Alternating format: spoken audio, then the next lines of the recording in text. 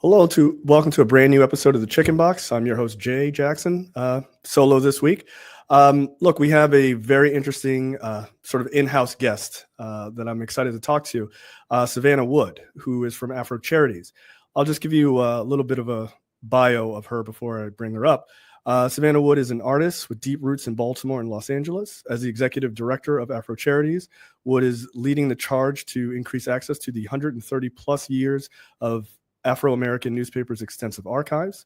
In this role, she has shepherded the organization through a period of historic growth, initiated new programming, and attracted support from national funders, including the Mellon Foundation, the Andy Warhol Foundation for Visual Arts, and the Ruth Foundation.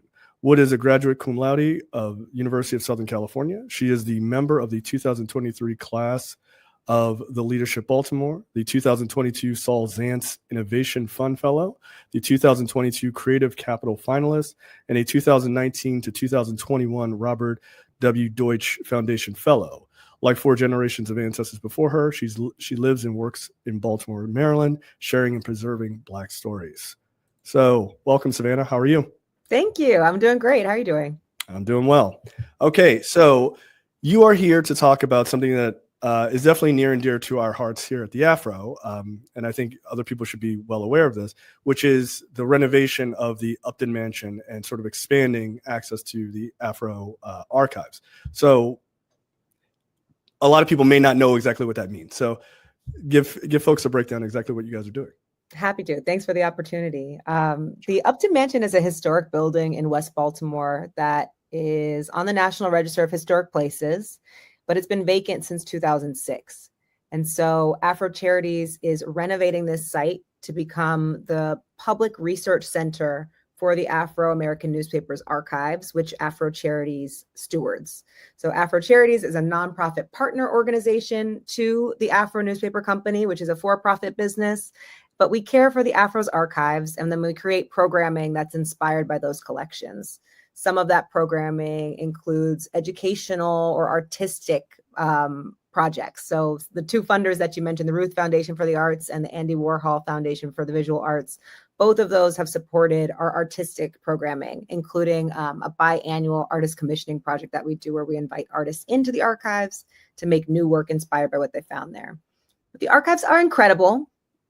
And we're building this site in West Baltimore so that we have a public space that people can come to do research on site.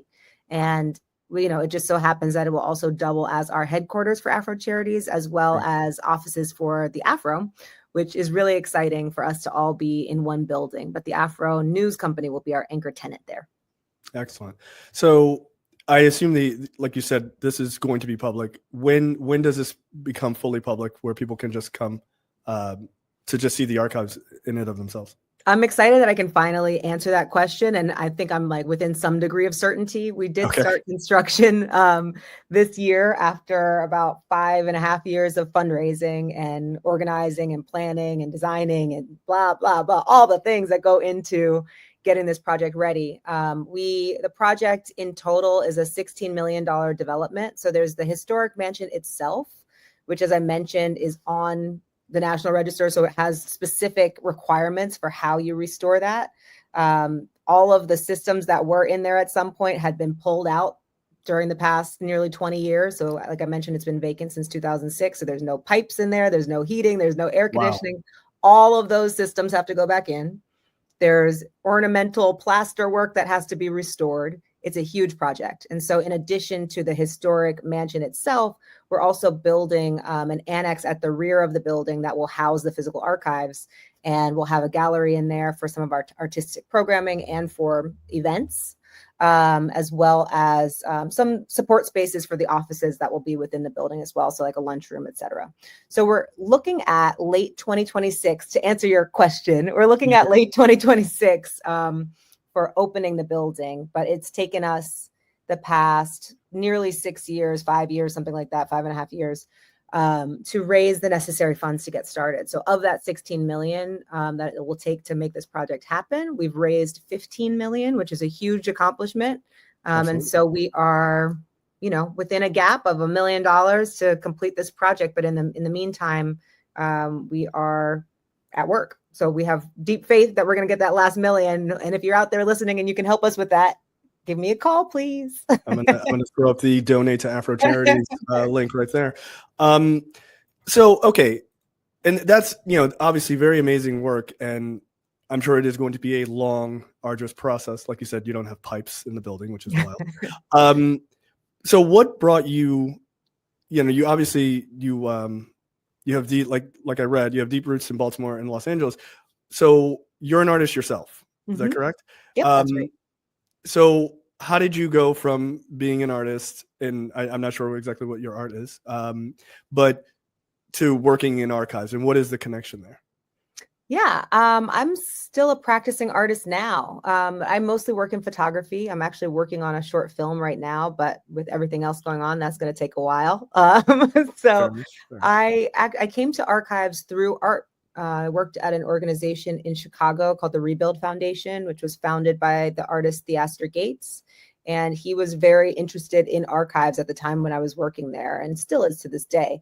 And so my introduction to archives was by working there and working on a collection of racist memorabilia that one couple had been collecting for 40 years. And my role was to document all of this with a couple of other people over the course of several months.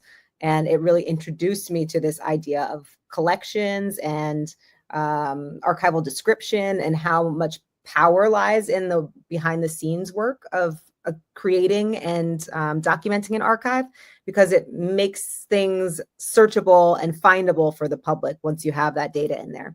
So that was my first little spark. And then I moved back to Los Angeles, which is where I went to undergrad after 3 very cold winters in Chicago. And I got a job at an organization called Clock Shop, founded by the artist Julia Meltzer. And they had just started a project all about Octavia E. Butler's life. So the science fiction writer from Pasadena, California. And so her archives are at the Huntington Library. And the project was essentially to invite contemporary artists and creative writers into her collections, and then to make new bodies of work inspired by their research there. And so I got the chance to work as an on-the-ground researcher and support the artists and writers with their research, and so many other things as part of that project. But those were 2 ways that I learned about, sort of the artistic uses that are possible with archival collections, which got me thinking about, what the Afro might have. So I haven't mentioned this yet, but the Afro was founded by my great-great-grandparents, and I've been aware of this legacy for my whole life, but I had never really been engaged in the day-to-day work of the paper, the archives, any of it. So after those 2 experiences working with archives, I thought, if the Afro does have an archive, what an amazing resource it would be to the public. And I wonder what's going on over there. So that was the very innocent question that led me down this very intense but rewarding path. Yeah, that's amazing. I knew about sort of your family connection to the Afro, and I was hoping that you would get into that. So that's very cool. I am interested, when you first got into the archives. I mean, I have to imagine this felt overwhelming, right? It's like 130 years, because you mentioned, okay, you did this work with this family that had a bunch of racist memorabilia. Incidentally, I think Spike Lee also has like a collection, right? I remember reading about that a number of years ago, which is fascinating in and of itself. But when you come into something like this, that is 130 years plus of this information, like, how do you take that on? I mean, it's kind of like, that's just so much, that's just so much raw data. Like, how do you even deal with that? Like, yeah, I mean, it was absolutely overwhelming and continues to be to this day. But it's also so important. So we just are rolling with it. Yeah. It's just, I would just be even reading that feels overwhelming to me to imagine. Yes. And hi, Dr. Draper. Hello. And we have to, just to put it into some perspective for the public watching, the Afro archives include approximately 3 million photographs. Wow. So just that alone is huge. And then in addition to that, there are thousands of letters that are in the collection. There's some audio and video material that's there, but not much. But there's just so much volume there. And in some ways, I think it actually is the type of project where an artist is perfectly suited because we're adept at working with unwieldy, unusual things and finding a way to make it work and make it beautiful. And so I know that I don't have the full skill set to be the archivist on the ground. So I found somebody who did, who is an incredible asset for our team. Her name is Megan McShay, and she's our lead archivist at Afro Charities. So she's been really building the infrastructure for us to organize these materials. And then we hired two processing archivists who were actually fellows at the time. So we trained them how to do this work.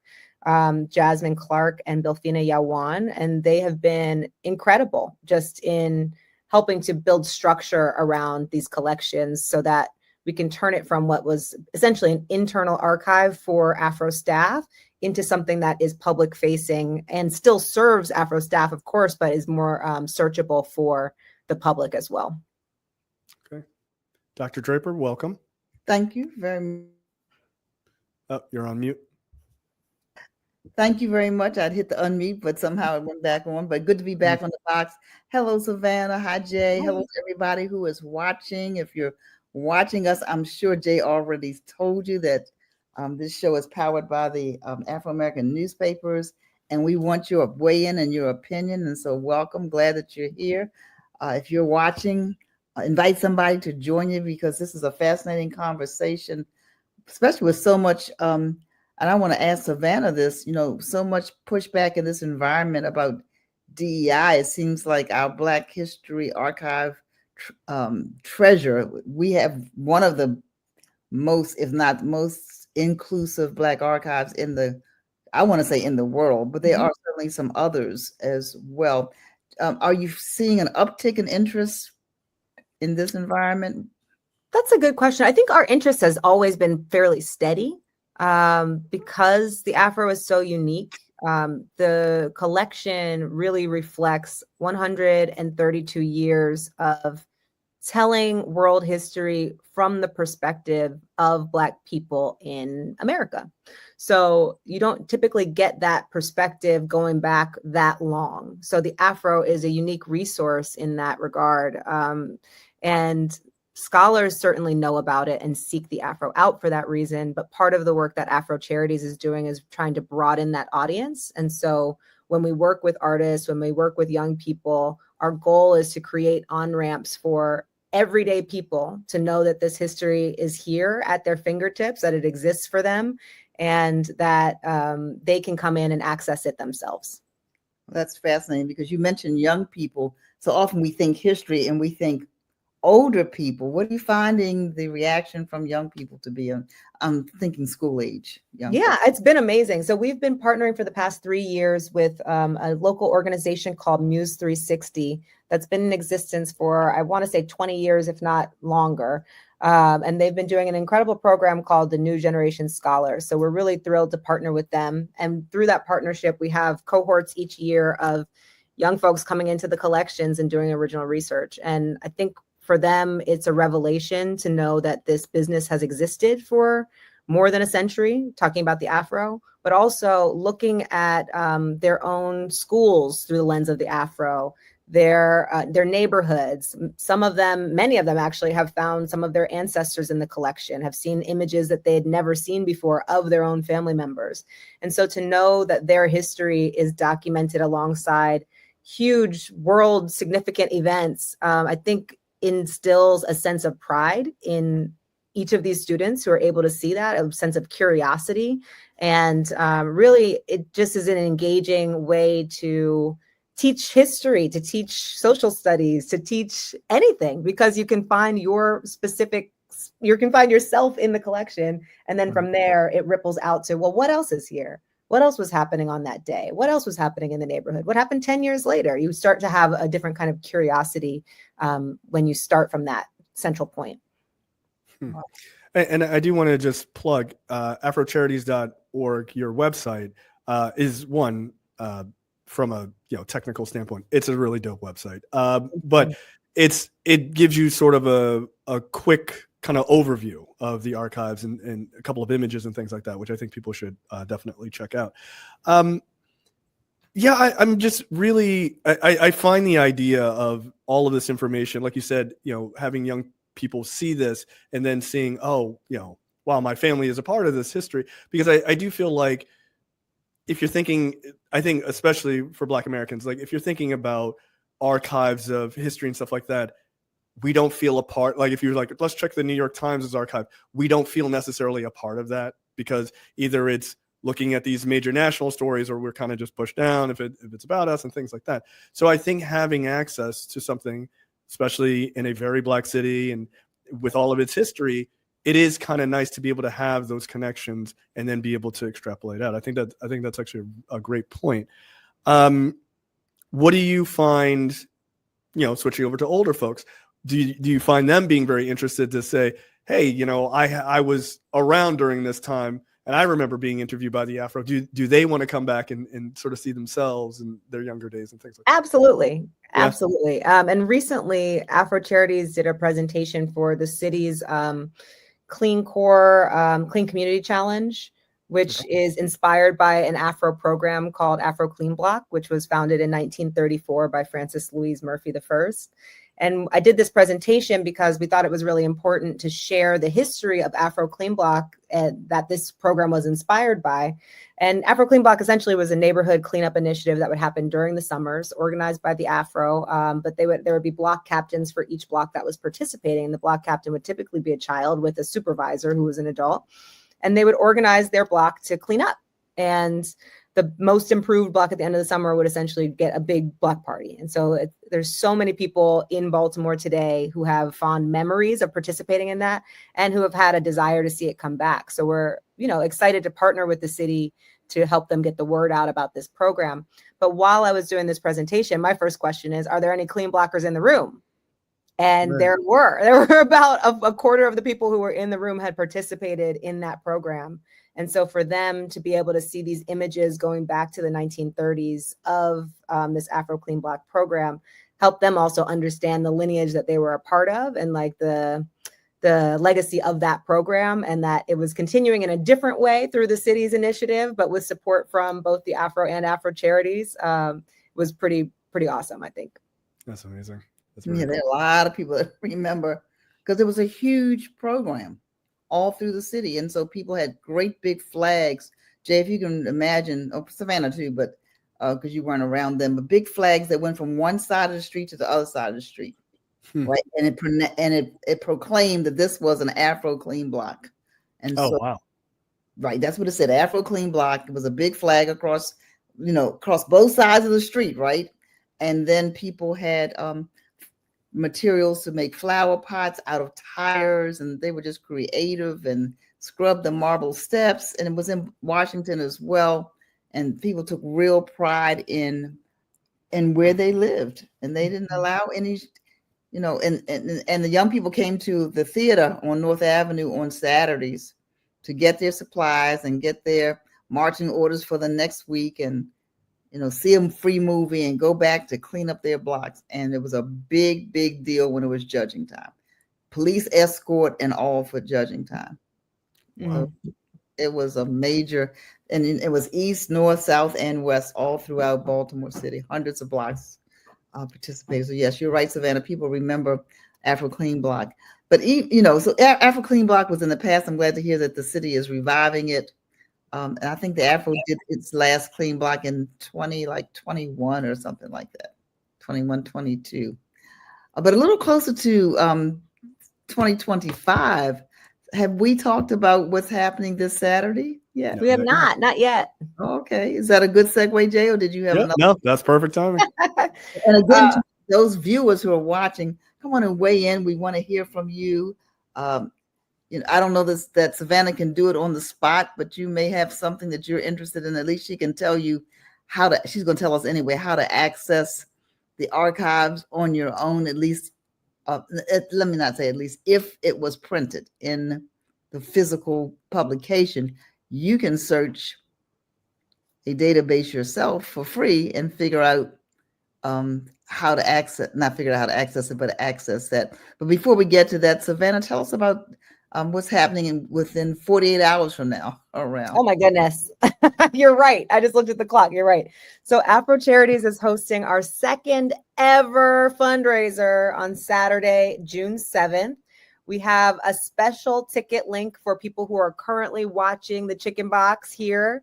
That'll give you a discount code to this fundraiser. So if you see that banner below, go ahead and click it. It'll take you to that discounted ticket. And this is a really important fundraiser for us. I mentioned that we are so close with our building fundraising, but this will actually go to support our team. So this fundraiser is specifically to support operating costs for Afro Charities. So that's the team salaries, the archival supplies, and the public programs that help us bring the archives closer to the public. We do a lot of public speaking. We do a lot of workshops. We do a lot of programming that, as I mentioned earlier, is specifically for people who are non-traditional scholars, to invite them into the archives, to encourage them to do their own research and to learn from this collection. We'll be honoring Joyce Scott, who is West Baltimore's resident MacArthur Genius Fellowship awardee. And she is an incredible force, an incredible artist.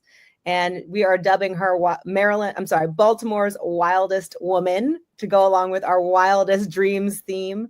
And the wildest dreams comes from the phrase, we are our ancestors' wildest dreams. So we think Joyce definitely embodies that. And if you can't make it in person on Saturday, we have two other ways that you can support us. We are doing a silent auction right now with incredible opportunities to bid on culinary experiences in Baltimore, as well as original artworks by some of Baltimore's most creative people. And we also open 24/7 for donations at afrocharities.org/donate. So we would appreciate your support no matter how you can do it. That's great. Jay, did you know that you were your parents' wildest dream? My mom reminds me of that all the time. Absolutely.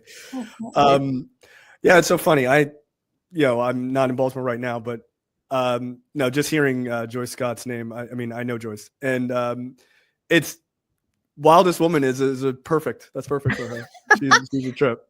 We called her first just to make sure she was okay with it. She was cool with it. I love it. She said, I love it.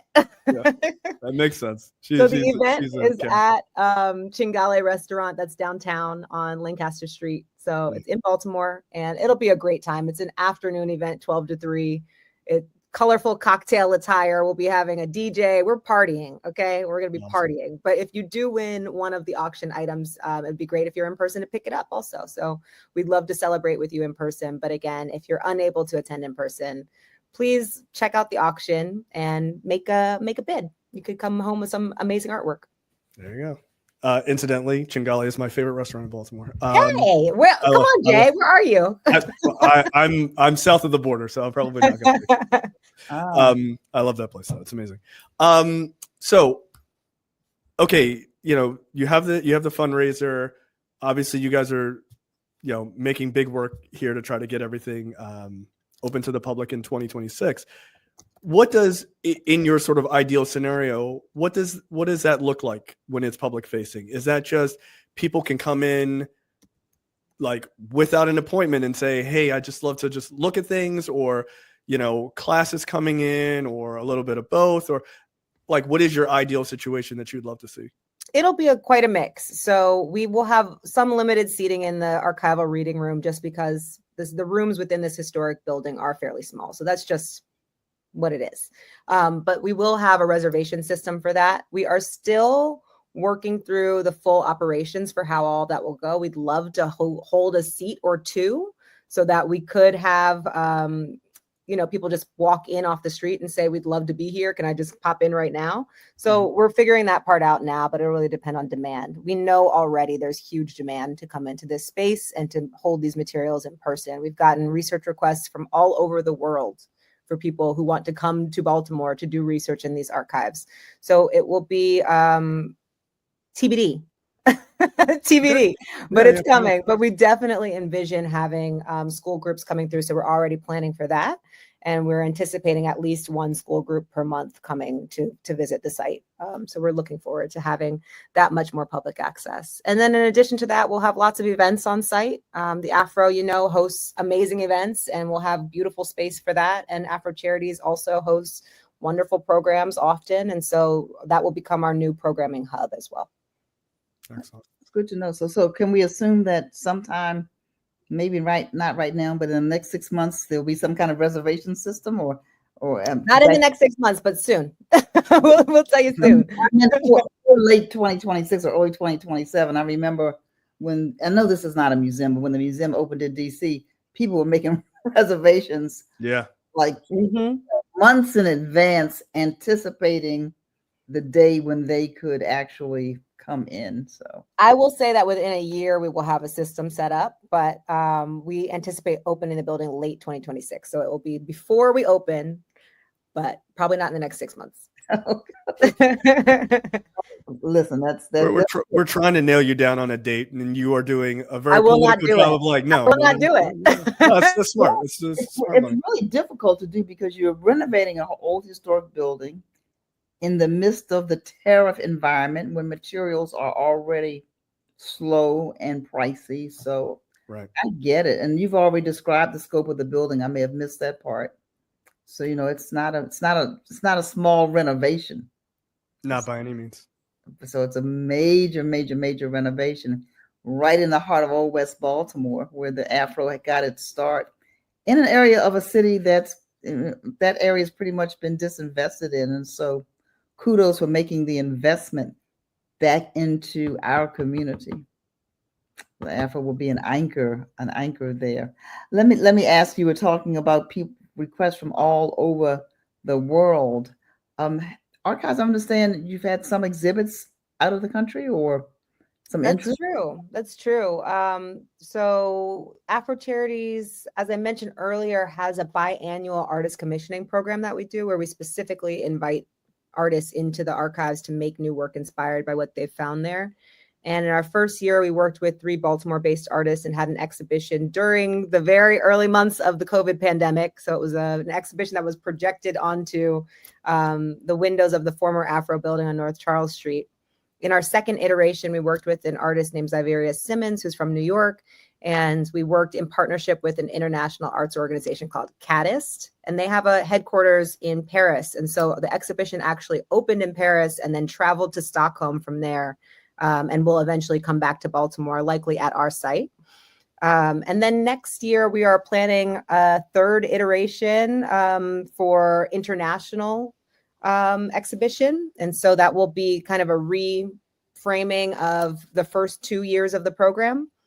But we're also working with 3 Maryland-based artists this year, Sanaa Brown Bowers, Jason Patterson, and Glenda Richardson. And their work will debut in an exhibition. They will be the inaugural exhibition at the Upton Mansion next year.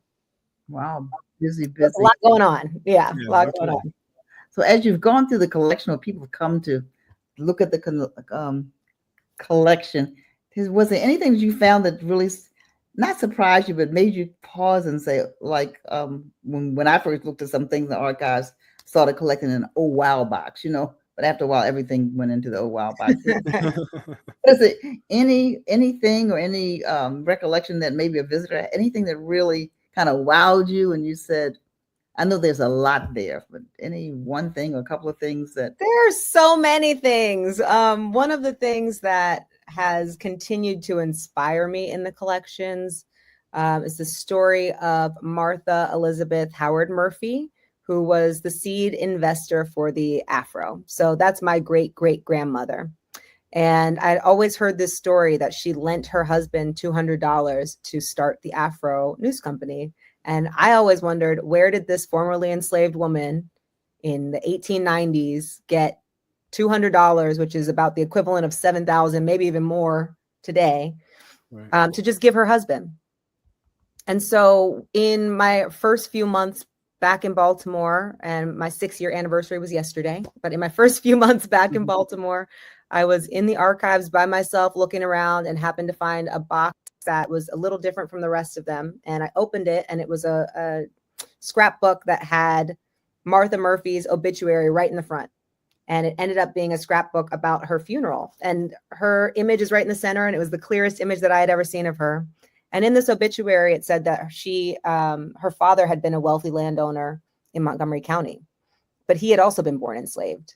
So the questions just start piling up. But she got her money because he died and left his land equally to his children, including her.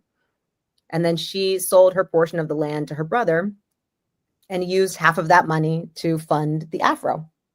And so that's the object in the collection that I come back to all the time, because it was an aha moment for me that opened up so many other avenues of inquiry into where this money originally came from, into where this land is in Montgomery County, which is incidentally being developed by the state of Maryland into a public park that will help to tell the story of the Afro as well. And it just shows this really direct line from enslavement in rural Maryland to this longstanding family tradition and business that is in Baltimore that continues to this day. So it feels like a really strong connection for me to our history, and where we came from and how we've been able to make the most out of some of the most horrific experiences that the United States has ever seen. Yeah. Well, even the world has ever seen, to be honest. Yeah, right. That part. Yeah, Dr. Draper, you that was a great question. You stole my question, honestly. It's fine. No, I mean, I have to imagine there are a lot of those sort of, like Dr. Draper said, like the wow box, right? Like, oh, like all of these things are amazing. Are any of the other staff do they have any familial connection to the Afro as well, or are you the only one on your staff that does? Yeah, on our team, it's just me. Our board has we have a few family members on the board, but there are so many other ways that they're connected to the collections. So they've all found their own ways to plug into the collections and find their own inspiration there. We're a very small team. There are 6 full-time and 1 part-time people on this team. Right. And so part of the point of this fundraiser is to help us grow the team, because obviously we're going to need a few more people than that in order to run this space. So to sustain the organization, that is where we're counting on not only the foundations and governmental support, but on individuals who think that this history is important and worth sharing, and that this legacy is worth protecting, and who recognize that their own history is also documented in these collections. We're just stewarding it for you and trying to make ways for you to be able to access it. So yes, our team is deeply committed and plugged into this work, but I'm the only person who's directly related to the business in that way, or the family that founded the business in that way. Go ahead, Dr. Trevor. I was going to say, didn't someone from your team, though, someone from Liberia find some connection with the Liberian's scrapbook? Yes, Belfina, who's one of our processing archivists on the team, she is Liberian and moved to the country, escaping the Civil War there. And one of her projects is called Archive Liberia. It's an online archive, and it's beautiful. But the work that she's doing is based on the fact that many archives within Liberia had been destroyed through the Civil War. And so piecing together what you can find in other archives around the world and kind of reconstituting them online so that Liberians can see their history in one place. And so in processing the Afro archives, when they got to the letter L, she took on all of the Liberia boxes, and there were quite a few. If folks are not familiar, there's a really strong connection between Maryland and Liberia, from the American Colonization Society, trying to take newly freed enslaved people from the United States to establish a colony in Liberia because they wanted to get rid of free people here. So there's these deep connections between the two places, and the Afro documented so much of that colonization movement, the nation building that was happening, et cetera. So there's quite a bit of material that's in the collections related to Liberia, which was a big like light bulb moment, I think, for her also, that this was preserved here. Interesting. You mentioned government funding. How is that? Is that just Maryland state government, or is that federal government funding?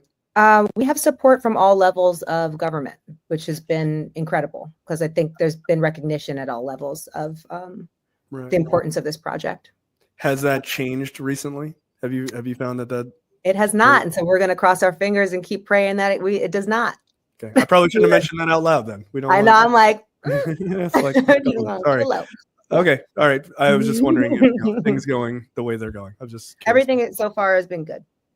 So, Savannah, can you give I mean, I know people may not remember every detail. They can go to Afro Charities, but how easy is it? For example, if Jay wants to look up something by a particular date that appeared in the Afro, he knows in general the range, or he wants to, or I want to plug in somebody's name. Well, what do people do? Where do they go to do that?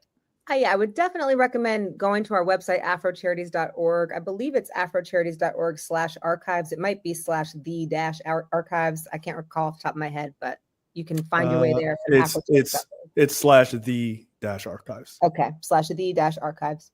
And on that page, you'll see the different access points that currently exist for the archives. One of the ways that is the most robust for people at home to access the collections is through ProQuest, which is a database that has several different databases within it.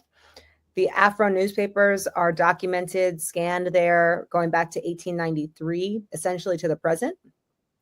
And for people who are in Maryland, if you have an Enoch Pratt library card, which is our public library system, you can access that database completely for free using your library card, and you can do keyword searches. So a name, a school, etc., going all the way back to 1893, and it will show everything that the Afro has ever written about those things. You can narrow it down to particular dates, and it'll show everything there as well. This is primarily for the Baltimore newspaper. I think I mentioned earlier that the Afro has had several other editions in Richmond, DC, Philadelphia, and Newark, as well as national editions. And so the Baltimore editions are documented within that database, and there's a few anomalies within that as well. But if you're looking for materials beyond what you can find in ProQuest, or if you're looking for the actual photograph that was published and you want us to scan and reproduce that in some way, then we do have a link on our website as well to do a research request or a reproduction request, and our team will help facilitate that as well. Excellent. That is good to know. When you say help facilitate, there's a small fee though for Absolutely. your time. Okay, right. Yes, and I actually want to talk about that for a second, because I think it's important for people to recognize is that there's a lot of labor that goes into caring for these materials and making them accessible, and so we do have to charge some fees for our services. So if it's a very small research request that we can do super quickly and turn around, typically we'll just do it for you. But if it's going to be more involved, we do charge a research fee that is hourly. And then beyond that, if you wanted to reproduce something in a public-facing way, the Afro News Company holds copyright to the majority of the images that are majority of the objects, images, et cetera, that are in the collections. And so those licensing fees are processed by the Afro, and there are standard rates for that. So we facilitate that process in the meantime. Right, that's another whole discussion on the box. You know, we're so used to going to social media and going to places and grabbing images and reusing them, not even recognizing that there are copyright laws that prevent us from doing those kinds of things without permission. Exactly. Yeah, and without giving credit, you know. So we do that, you know, most of us, we think about it because we're in the publishing business, but a lot of times we're just bringing them down, you know, copying them and pasting them and sharing them and not thinking too much about that. Listen, if you're just tuning in, this is the Chicken Box powered by the 132-year-old Jay. I don't know what we're going to do in a couple of months. We'll have to say 133-year-old. Hey, change it up. Afro News Company, formerly known or better known as the Afro-American Newspapers, but we're a media company now. And I'm Tony Draper, CEO of the Afro, joined with Jay Jackson. I call Jay our resident scholar. And we have another co-host with us today. We're talking with Savannah Wood, Afro Charities CEO, Executive Director, and we are glad that you are here. We're glad that you are here. we're hoping to hear your questions as well. Jay, you look like you might have a question for Savannah. I do. So when you're talking about, sometimes people make requests and it's like a quick turnaround sort of request, and you guys do those, or the sort of deeper requests. What are some of the ones that you've gotten are these sort of longer requests for, deeper parts of the archives that you found to be like really fascinating, someone using them for whatever reason? What were some of the more surprising ones that you've gotten? It's been a while since I've been the one doing that. Our team member, Ayinda Omoloja, her full-time job is as archives assistant. And so she is doing research in the collections for people and getting that work back out to them. That's what she does every day. And so she gets the most interesting requests, in my opinion. But when I was doing that, when I first started, there were several. There was one that came up that I thought was really interesting. There was a researcher out of Germany who was looking into this phenomenon of the quote unquote brown babies. So apparently during World War II, soldiers who were overseas had babies with people in Germany. And there were all of these babies that were brown babies that were apparently unwanted in Germany. And so there was a woman in Baltimore, I believe she was in Baltimore. I might have this wrong, but there was a woman in the United States who was certainly writing prolifically in the Afro, organizing essentially an adoption campaign for those children to be adopted to the United States and placed with Black families here. And so this researcher was so curious about learning more about that. And we had extensive files on that. So that was one of the more involved research requests that we received. And because she wasn't able to come in person, not because of the distance, she wanted to and had some funding to be able to do so, but we weren't open to the public in that way. I did that research for her internally. And then sent her the images in cell phone images, essentially, so that she could choose which ones she was interested in reproducing. Beyond that, I mean, there's so many things that come in. There's so many. It's hard to just nail it down to a couple. The Carnegie Museum of Art in Pittsburgh is working on an exhibition that will open this fall that is all about Black photojournalists working at Black newspapers. They have the Charles Teeny Harris collection. He was the photographer for the Pittsburgh Courier for a long, long time, and they collected all of his photographs from that time. But they're looking at the Black press more generally. And they came and did a visit as part of their curatorial work to the Afro archives and wanted to know about if we had any women photographers working for the Afro. And so that was an interesting process, trying to find names within the collection, because oftentimes when it was published, it would just be published as an Afro photo. That would be the tagline, not necessarily the photographer's name. And so backtracking through the records to try to find whether there were women photographers or not became a challenge, but an interesting challenge for Ayinda as she was looking through this. And typically, we try to stay away from doing that type of research for people where we're doing, instead of just like finding the materials that they can then read, where we're reading everything, trying to get the information for them, because we're not research assistants in that regard. We're really facilitating access to the collections. But we were able to find a couple of women photographers from the Afro, and certainly several writers and people who are in all other different parts of the business over the past 132 years who are women. Amazing. Oh. Hey, there he is. Hey guys, I've been listening, but anyway, you got a new Mac and migrating my old Mac, and it wasn't migrated. But anyway, speaking of migration, how you guys doing? It's a fantastic conversation.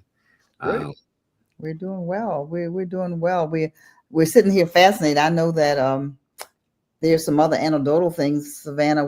You mentioned it in general about people coming to the archives and finding things that kind of surprised them. And I remember coming with one of the tours, and somebody saw a picture, just said, "Hey, kind of incidentally, you happen to have a picture of," and they gave us the name, right? And Dion found it in 30 seconds. She knew exactly where it was. And the person had never seen a photograph of his father. It was his father. Wow. And there the portrait. He knew of his father, but he had never seen his father. His father, died. I don't know whether before he was born. I don't know all the circumstances, but he had not seen an image. And so if you can imagine. So Savannah, are there other stories like that you can remember? So many. For instance, Maryland Comptroller Brooke Learman came to the collections, and she had a similar thing where it was just, maybe you have an image of my next door neighbor who was very close to their family, and gave us the name. And similarly, within 30 seconds to a minute, this time I think it was Oyinda, was able to find the folder with those names and pulled out several images of her neighbor who she hadn't seen in years. And so I think that's kind of the magic of the collections, is that there are just every type of person is in this collection.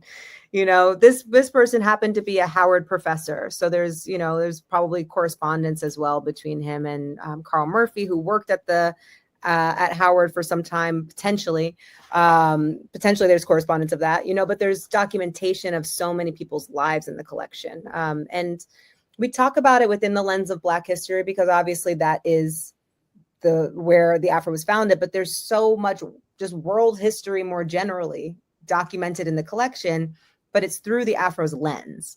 And I think that is what becomes really interesting about this collection in particular. I just a quick question: Is this the sort of the preeminent Black archive in the country? I would say it is one of the most significant Black press archives in the world. Yeah. There are other Black archives for sure, and there are other Black press archives. And in fact, I have to shout out, there's a really important project happening with the Johnson Publishing Company's collections. Their collections are very similar to the Afro's. The difference is just that the Afro extends further back. So it goes back about 50 more years than Johnson Publishing Company, which produced Jet and Ebony. And they have probably more celebrities and more color photographs in their collection. So there are some differences in the depth of history and the types of images and documents that are there, but there's so many similarities and so much overlap between those collections as well. But in terms of Black press archives, I would say the Afro is one of the absolute premier Black press archives in the entire world. And it's right here in Baltimore. Amazing. Mm-hmm. And I would agree that there are certainly other Black newspapers, 200 or so, still in existence. In fact, the National Newspaper Publishers Association will have its annual convention in Savannah, Georgia. And that Black paper there is celebrating it's either 180 or 185 years of its founding, although they had a couple of times that they did not publish, maybe, like 5, 10, 15 years at a time. I don't remember the time, but at least twice they were on a hiatus and then picked it up again. And so you have papers like that. But what tended to happen in newspapers is they kept the papers, maybe rolled up in a rubber band, maybe on a shelf. They kept the photos maybe in a box for most. But the important thing about newspaper archives, the same thing with the Afro archives, is you have the photo and then you have the data on the back of who's in the photo.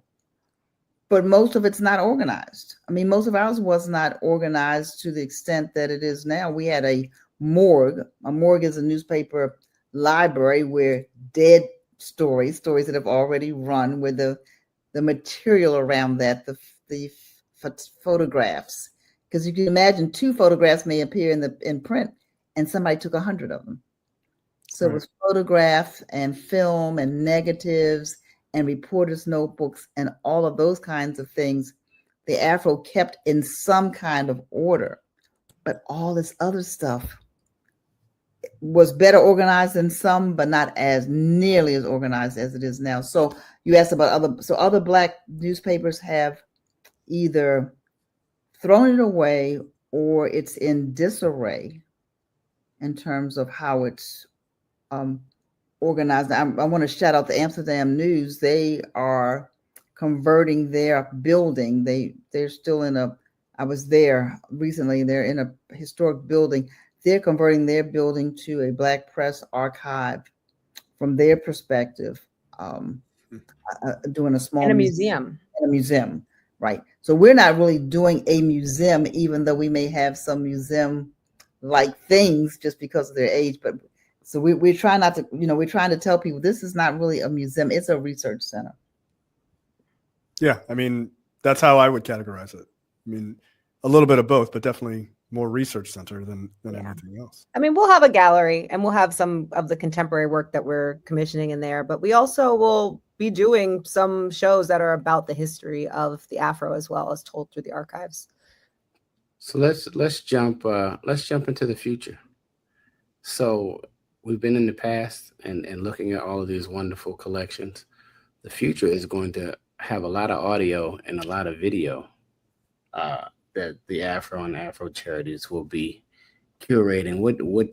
What's your plan to really secure all of these new digital? We're not there yet. We're not there yet. Well, we have to stay. Just trying to get the building done.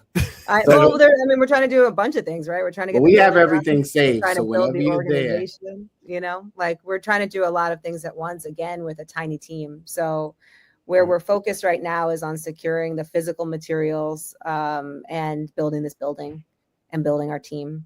And then the next thing that we know is coming is all of the so-called born digital materials that were born digital and will require a different kind of infrastructure to care for them long term. And so it's definitely something that we are aware of and thinking about, but the process for that has not yet been established. And so that's the work that we're doing is really generational work. It'll happen over several generations. We're essentially the 5th generation doing this work.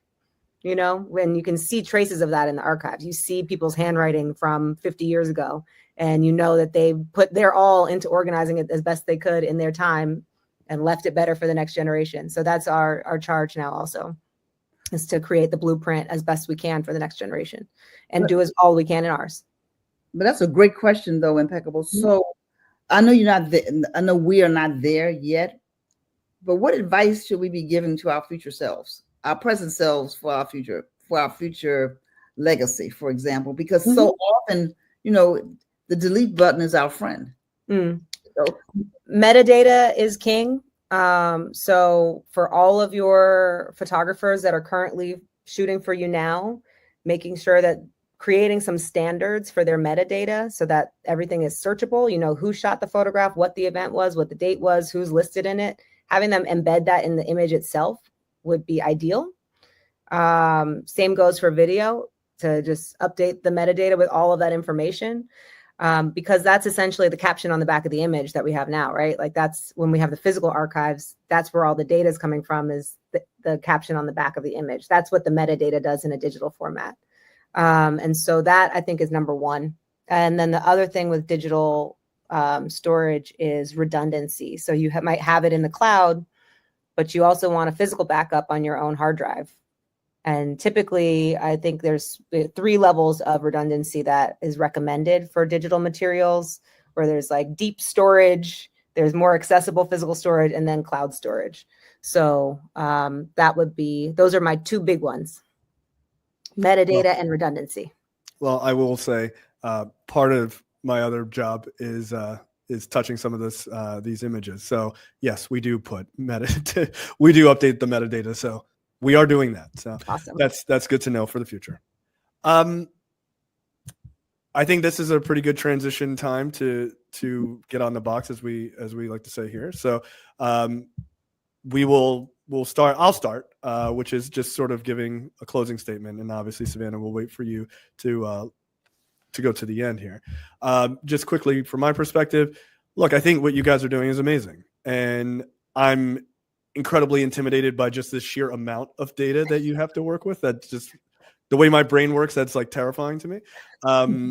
But it sounds like you guys are doing an amazing job. From the things I've seen digitally, has been really impressive. I think it's really fascinating to know that around the world, people are this interested in African American history, and that we have access to this, and that's no small feat, because oftentimes people forget that Black history is American history, right? It is not a separate thing, and having this is paramount to understanding where we're going and where we've been, right? Like, so I think you guys are doing amazing work. So I personally really appreciate what you're doing. I think it's incredible. Thank you. All right. I'll go next. We'll let the ladies go last. Okay. All right. My wildest dream. By the way, I did buy tickets, and I will be there Saturday. Can't wait. You know, when you think about the wildest dreams, it's just like, do people even begin to dream anymore? Are they just stuck in a position? A lot of times people get to a point where in life they've settled for where they are instead of dreaming beyond where they are now so that they can get down the road. So, you know, what is your wildest dream? Do you have a chance to even sit and take some time to yourself to dream? And I love how the Afro, after almost 133 years, their dream for just the beginning of this fantastic, amazing legacy business that's blows my mind. We've gone beyond their wildest dream. And so the generations now, 5th, 6th, and even 7th, we have to continue to dream because that's the only way that we're going to grow. So I'm excited about the end of 2026. I'm so savvy. I'm gonna call her savvy for y'all that don't know. We are all family. This is 5th generation. We're cousins. She came in, and I came in from the 5th, and also Blair, and we just said, you know, what we doing? And then we figured it out, and she went and along with Dr. Draper and the team, and we have been able to keep the dream alive, should we say. And we hope we inspire somebody else. I just want to say thank you for jumping in and listening, you know, because a lot of us say, oh, yeah, I know about that business, and just let it go. I sound like housekeeping's trying to come in on me, but hey, I'm just glad I could jump on with you because, see, this will be history. It's like, what was it, a time when all of us were on the phone together? So anyway, let me let housekeeping in. I'm off the box. I'm happy to get on the box, and I do thank you know, 5th generation folk for accepting the invitation and them being willing to come in. But I don't want to talk about us as much as I want to say, Savannah, kudos to you and your team for just an outstanding job. What I want to say to those who are watching is that all of us, every one of us, is a part of American history. And what we do so often, I'm guilty of this, is we delete things or dismiss things that we should treasure, right? Because they don't have the same meaning in the present that they could possibly have in the future. So I say to anybody who will listen that your family history, regardless of what it looks like, is important. Because if we know who we are, then we'll know what to do. And what is happening now in our society is a lot of young and not so young, we don't know who we are. And we don't know that we're descendants of kings and queens. And we don't know the sacrifices that ancestors made so that now that we can do some of the things that we do. We don't know about the Black scholars who were at Harvard and Yale long before we're trying to get into those schools. We don't know about the inventions that Black people made, or created, besides the ones that, and there were more than just Booker T. Washington and the peanut, okay, or George Washington Carver, rather, well, whoever. Get history straight, but but there's more to Black people than Martin Luther King, and in 2025, there's deep history being birthed every day in the creative minds of Black children, Black adults. And, sometimes we dismiss those things, right? We dismiss things because we think, wow, I'm not famous. And so who's going to care about my story 30 years from now? You're famous because you exist.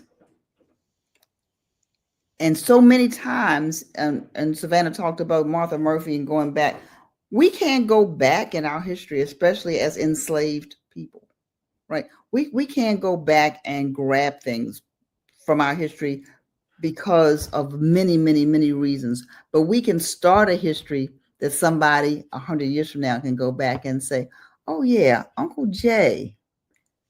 I remember Uncle Jay. Wasn't he the one that did X, Y, and Z? But if we don't write it down, if we don't tell the story, if we don't share it, if we don't keep the photos and identify the people on the back, good, bad, and indifferent, then we have done a disservice to the next generation and the next generation. So my encouragement to everybody who's watching is that your life is important, every single aspect of it. Those photos that you think, I don't need anymore, you do, but we got to find a way to preserve them. I'm talking to myself as well. And then a way to share our stories, not just as folklore, but our actual stories of how we did what we did. And they'll say, man, that was back in 2025. That's ancient history. Mm-hmm. Think about it. So that's I'm off the box, but I'm really passionate about people telling their stories, because I think I know every single person has a story. We're fortunate at the Afro because we were storytellers. Mm-hmm. That was our profession. That's what we did. So we told our family story, but we also told so many other families' stories. But we can't tell your story if you don't chronicle it and help us out as well. So that's my final thing on the box, and that's for every single person. Everybody has a story worth telling, and you can't just tell the good parts of the story. You all ever have a family member that, you have a family conversation and nobody wants to tell a real story about uncle somebody or aunt somebody, but there's more to the story.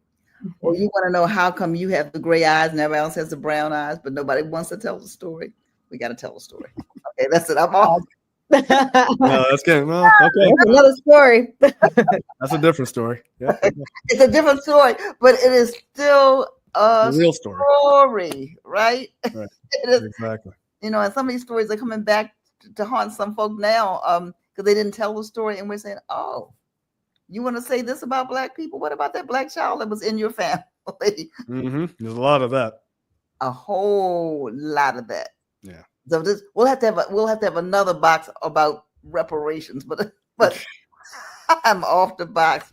Savannah, you get to say whatever is on you. All right. I will. My statement is basically history repeats, for better or for worse. I feel like we right now are in a similar era to when the Afro was first founded. So the Afro emerges in a post-Reconstruction era. Reconstruction, of course, is the time when Black people are getting policies put in place to correct all of the disenfranchisement that we had suffered during enslavement. And then post-Reconstruction is when they took all that stuff back. Right. And so we are, in my estimation, in a similar spot where 2020 might have been where there were a lot of opportunities coming up. And now 2025, we're in a place where they're rolling it all back. And Dr. Draper said this the other day, but when the Afro first started, there were not Black banks to go to get financing. And so in order to thrive as a business, it relied on its community.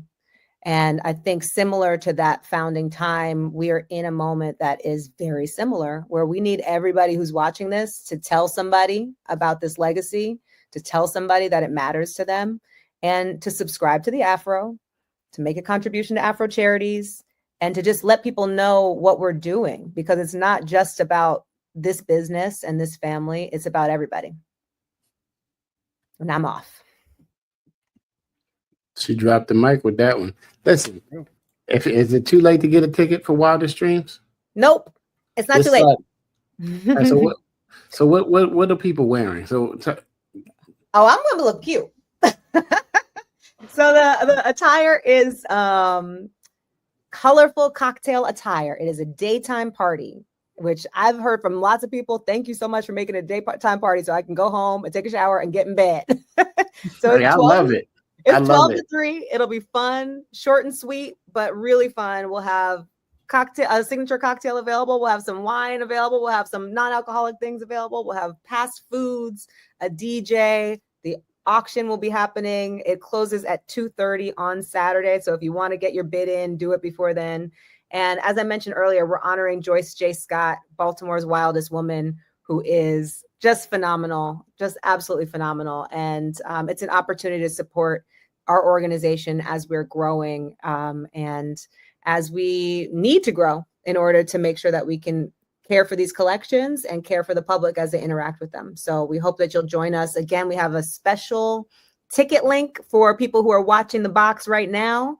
And so this is only for today. It'll expire at midnight. So if you want to come, now's your chance. And what time does it start on? Did you say what? Starts at noon. Starts at noon. Okay. All right, that's like the old kid's birthday party, y'all. Come on, we can get out there and do it. You have nothing to do. You need a sexy date night. Call us. That's in the daytime. Come on, bring your date and come have a good time with the Afro and Afro charities and help continue this legacy and help us keep telling these fantastic stories. As I always say, call a senior. They love to hear from you. Don't text them. Just call them. Take 2 minutes, 3 minutes. Call them. Send them some food. Go by. See if they need anything done. They would really love to hear from you. Thank you, everybody. Savannah Wood. Thank you. Thank you. Dr. Draper. All of you. Well, I think the three of us will be at the Wildest Dreams. I'm going to dream big, too. You know me. I'm going to be dreaming big on Saturday. Only way to do it. I'm just glad I was able to come in town and make it. And it worked in the schedule, and I'm doing all the things. So until next time, we love to hear from you at the Afro and Afro charities, and thank you for supporting us because nobody else owns us. We say and inform and inspire our people on a daily basis, and it's going to be that way for the next 132 years. Have a great day, everybody.